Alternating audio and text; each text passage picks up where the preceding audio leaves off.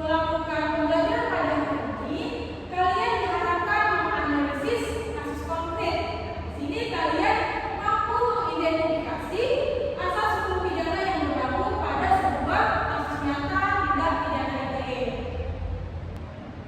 Nah, sebelum kita memasuki apa itu asas-asas hukum pidana yang sudah saya jelaskan tadi, poin-poinnya, di sini kita harus mengetahui dulu apa sih itu asas dalam hukum pidana sebelum kita memasuki dalam asas hukum pidana dalam tindak pidana ITE.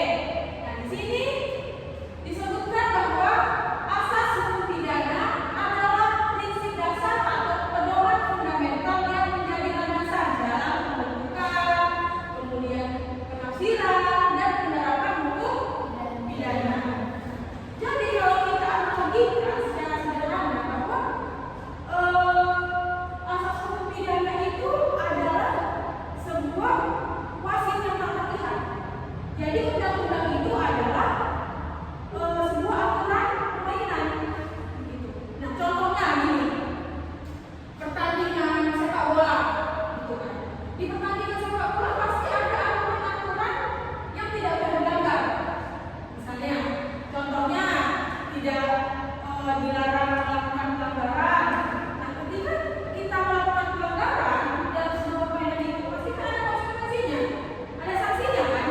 Misalnya apa kalau di pertandingan sepak bola, kartu, nah kemudian kartu merah. Nah, jadi ada di sini asas-asasnya itu kan hukum yang wasit yang tidak terlihat kan.